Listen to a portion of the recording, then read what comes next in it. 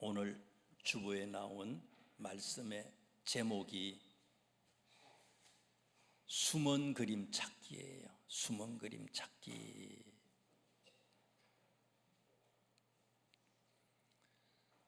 숨은 그림 찾기가 뭡니까? 종이에다가 많은 그림을 그려놓고 언뜻 보아서는 잘 드러나지 않는 여러 그림들을 숨겨놓고서 하나하나 찾기 어려운 그런 그림들을 다 찾게 하는 것이 숨은 그림 찾기 아닙니까?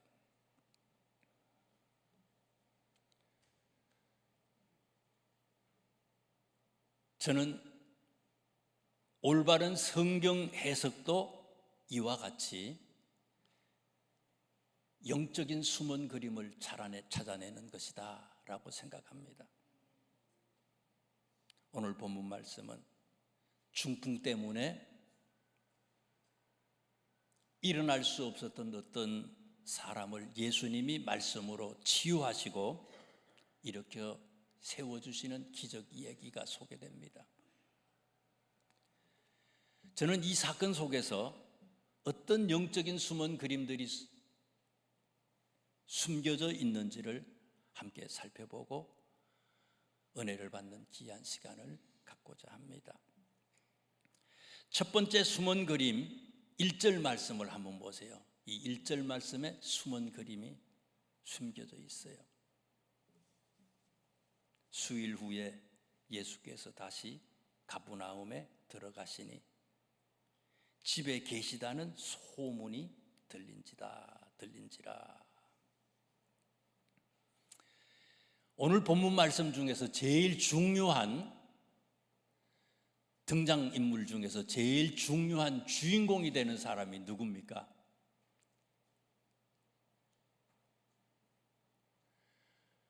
우리는 주인공으로 중풍병 걸렸다가 예수님 만나서 치료를 받았던, 기적적으로 치유함을 받았던 이 사람이 주인공이다, 이렇게 생각할 수 있습니다.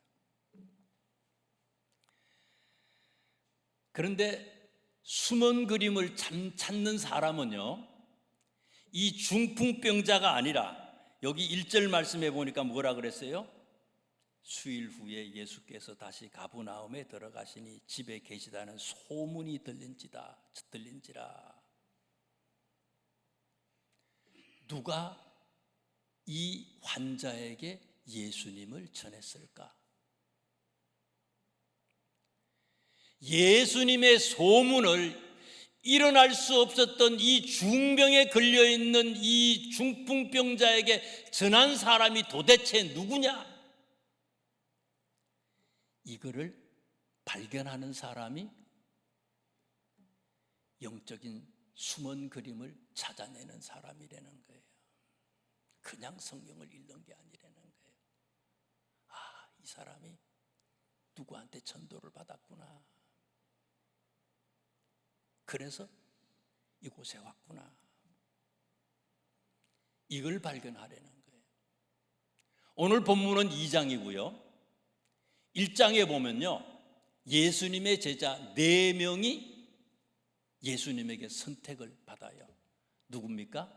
베드로, 안드레, 야고보, 요한 4명이에요. 오늘 본문 직전에는 4명의 제자가 선택을 받고요, 오늘 본문 뒤에는 보면요, 예수님의 제자가 12명인데 4명은 먼저 1장에 뽑았고 나머지 제자들을 예수님이 전체를 다 이제 선택하는 그런 얘기가 나옵니다. 마가복음 3장 말씀에 보면은요, 13절에 성경은 이런 얘기를 해요.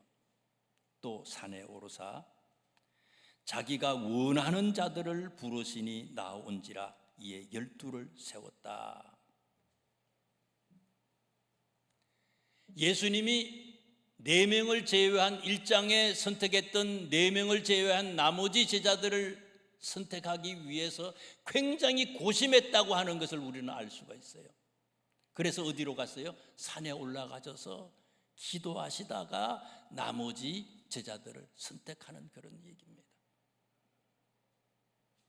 다시 말해서 예수님은 오늘 본문 상황에서는 중풍병자를 고치려는 생각보다는 사실은 어떤 제자를 나머지로 채워서 12명을 다 선택할 수 있을까? 이것이 예수님이 여기에 더 큰 관심을 가지고 있었다는 거예요.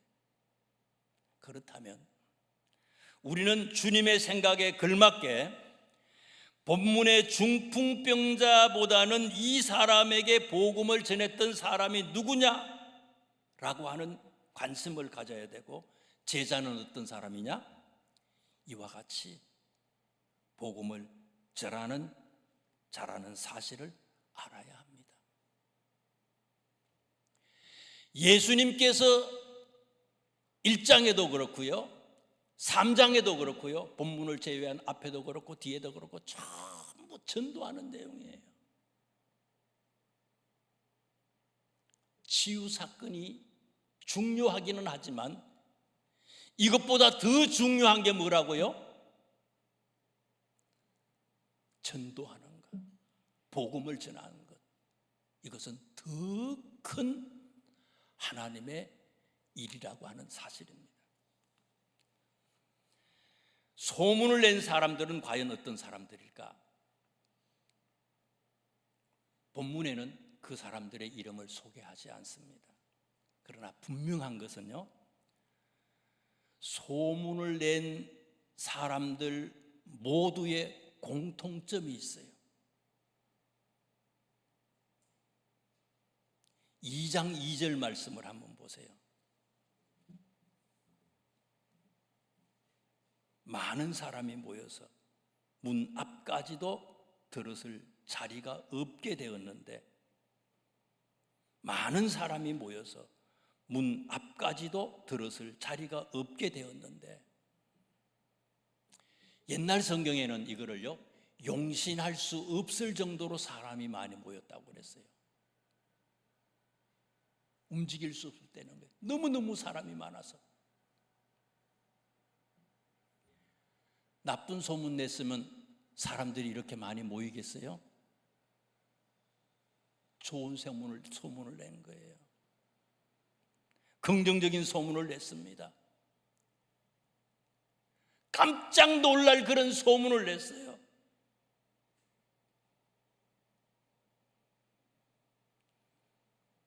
교회가 성장할 수 있는 비결이 여기에 있습니다. 나쁜 소문.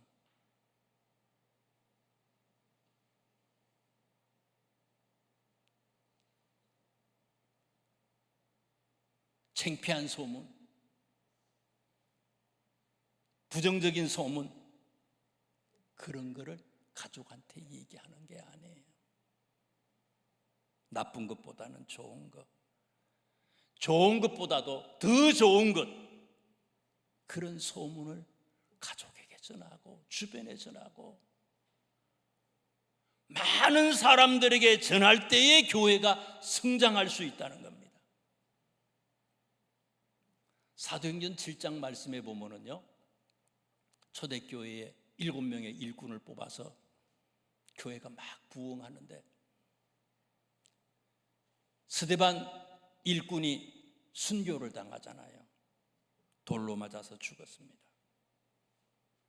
이것 때문에 8장에 보면은요, 사도행전 8장에 보면 박해가 본격적으로 시작이 되고 교회가 문을 닫습니다. 도저히 그곳에 있을 수가 없어요. 사람들이, 성도들이 감옥에 갇힙니다. 수많은 사람들이 뿔뿔이 다 흩어졌어요.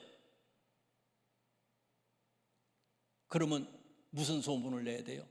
죽을 뻔했다, 너무너무 힘들어, 절대 예수 믿지 마, 큰일 나, 예수 믿다가 죽어,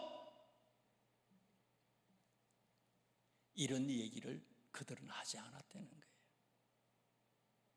사도행전 8장 4절 말씀에 보면 초대교회 성도들은 이렇게 얘기를 해요. 그 흩어진 사람들이 두루다니며 복음의 말씀을 전하였다. 죽을 뻔했어요. 도망쳐 나왔어요. 나쁜 얘기만 해야 될 사람들이요, 나쁜 얘기를 하는 게 아니라 좋은 소문으로 또 다른 사람들에게 죽기를 각오하고 복음을 전했다는 거예요.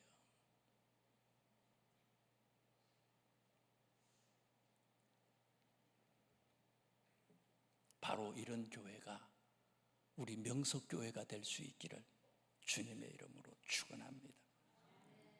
두 번째 숨은 그림이 있어요. 3절 말씀을 보세요. 한 사람을, 이 중풍병자를 예수님에게로 인도하기 위해서 몇 사람을 동원했어요? 잘 보세요. 그죠? 이 사람을 예수님에게로 인도하는데 몇 사람이 동원이 됐어요?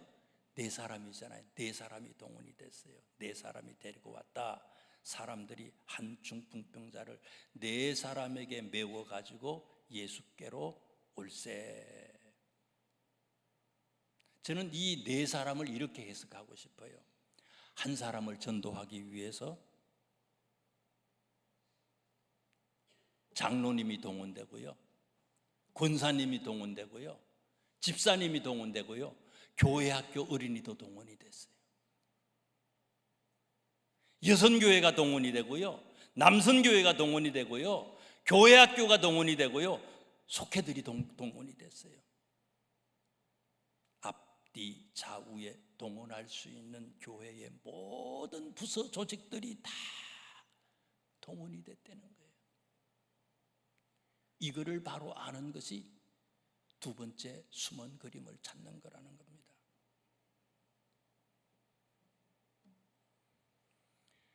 중풍병자를 예수님께로 데려왔던 4사람의 공통적인 특징이 뭡니까? 사람들이 너무 많아서 예수님 가까이 갈 수 없잖아요. 어떻게 했어요? 집 뒤로 가서 지붕에 올라가서 지붕을 뜯어냈어요. 남의 지붕을 뜯어냈어요. 예수님이 있는 곳으로 이 중풍병자를 데리고 올 때도 어떻게 했습니까? 아파서 누워있어 꼼짝도 못해. 예수님한테 가면 금방 나을 수 있어. 기적이 일어나. 전도했어요. 그럼 가족들이 가다가 더 아프면 책임질 거요? 그럼 어떻게 할 거예요? 우물우물 하다가 뒷걸음질 치잖아요. 상관하지 않아요. 확신을 가지고 있어요. 믿음을 가지고 있어요. 움직일 수 없는 사람인데 이 사람을 4사람이 들것으로 해가지고 예수님께로 데리고 오잖아요. 왔더니 또 사람이 너무 많잖아요. 아까도 말씀을 드렸지만, 아유, 사람이 많아서 안 되겠다, 집에 가자, 그럴 거 아니에요. 보통 다른 사람들이 생각할 수 없는 일이지요. 집 뒤로 가서 지붕으로 올라가 가지고 환자를 지붕까지 데리고 가잖아요. 그걸 뜯어내서 지붕을. 이런 모습이 교회의 모든 성도들의 모습이 되어야 된다는 거예요. 특별히 4절 말씀에 보면요, 4사람이 중풍병자를 예수님께로 데리고 왔는데 누구 때문에 환자를 예수님에게 가까이 데리고 갈 수 없었다고 얘기를 했어요?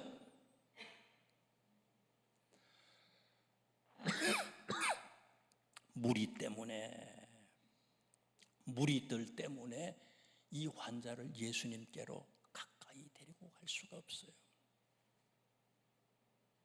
무리가 뭡니까? 먼저 교회에 나오기는 나와요. 먼저 예수님을 믿었어요. 그러니까 먼저 왔죠. 그런데 처음 오는 사람들, 초신자들의 걸림돌이 되는 사람들이에요.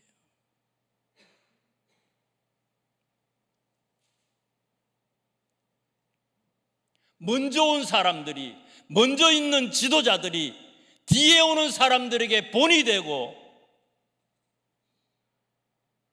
야, 저 장로님 같으면 진짜 하나님이 살아계셔 보일 수 있어야 되는데 그걸 보이지 못한다는 거예요. 무리들 때문에. 무리는 뭡니까? 방해꾼이라는 거예요. 나 때문에 주변의 사람들이 예수님을 못 믿게 된다면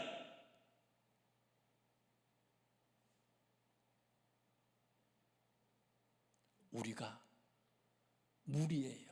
방해꾼이에요.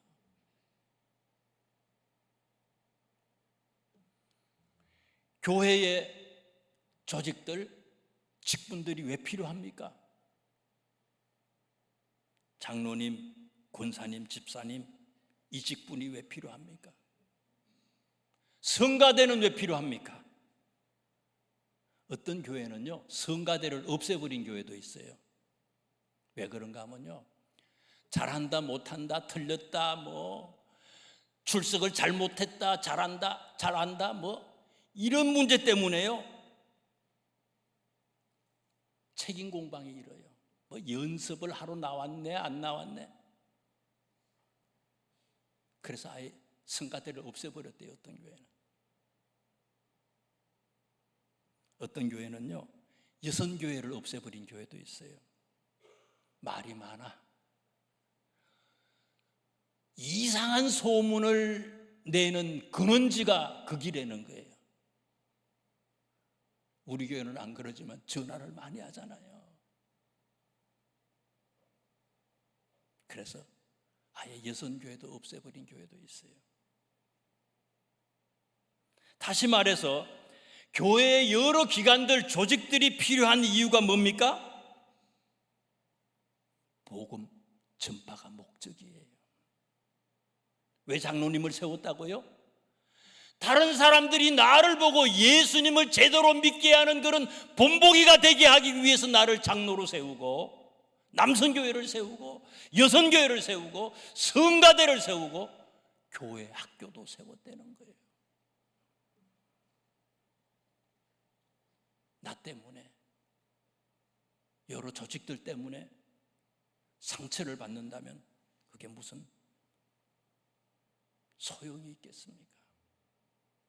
누가복음 17장 2절 말씀에 예수님이 이렇게 얘기하셨지요. 참 무서운 얘기지요. 이 작은 자 중에 하나를 실족해 할진대 차라리 연자맷돌을 그 목에 매이고 바다에 던지는 것이 나으리라. 한 생명을 실족하게 만들면, 예수님께 가는 것을 방해하는 그런 역할을 한다면 목에 연자맷돌을 메고 바다에 던지는 것이 낫다. 우리 교회는 복음 전파에 도움이 되는 남선교회, 여선교회, 장로님, 권사님, 집사님, 모든 성도님들이 될 수 있기를 주님의 이름으로 축원합니다. 세 번째 숨은 그림입니다. 5절 말씀을 보세요.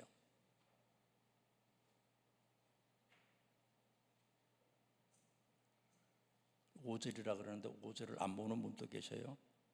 5절 보세요. 중풍병자에게 이르시되 작은 자야 내 제사함을 받았느니라.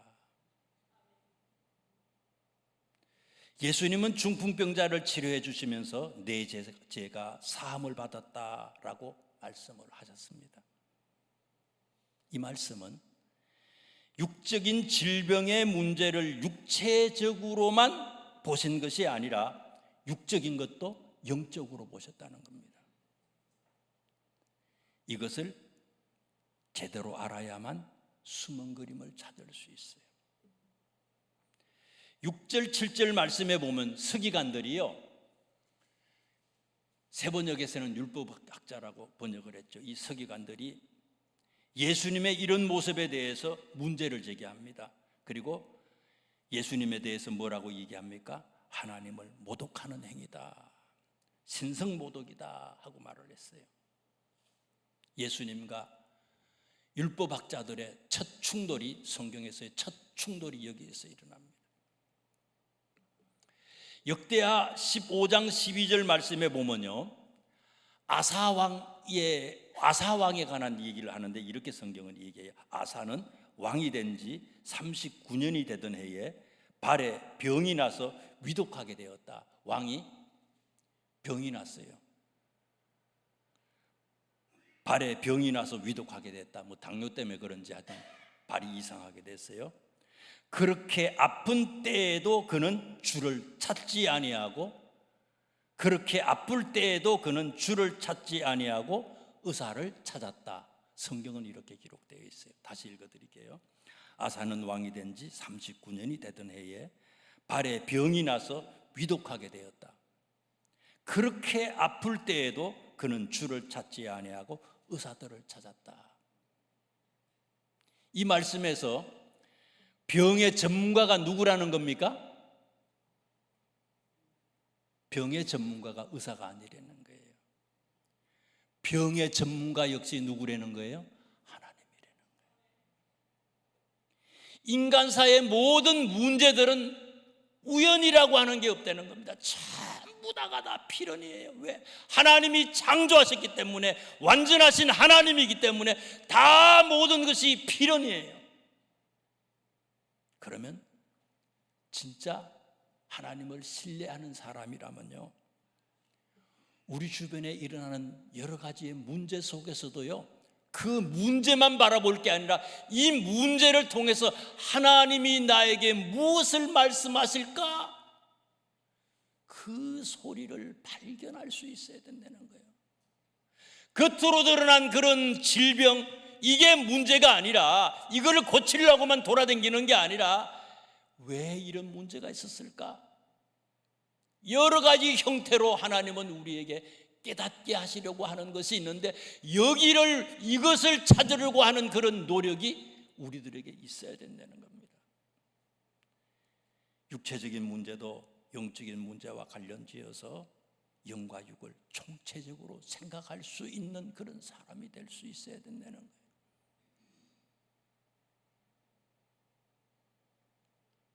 아예 문제가 있지만 관심이 없어요. 세상의 일에만 오롯이 거기만 생각하는 거예요.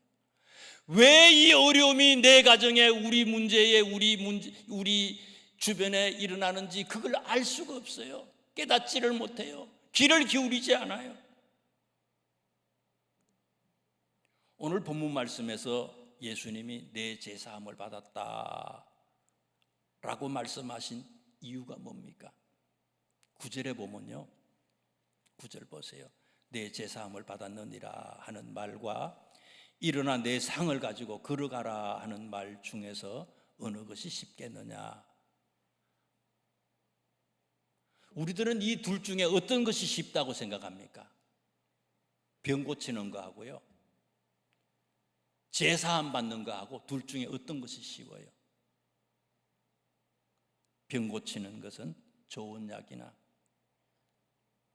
훌륭한 의사 선생님을 만나면 고칠 수 있습니다.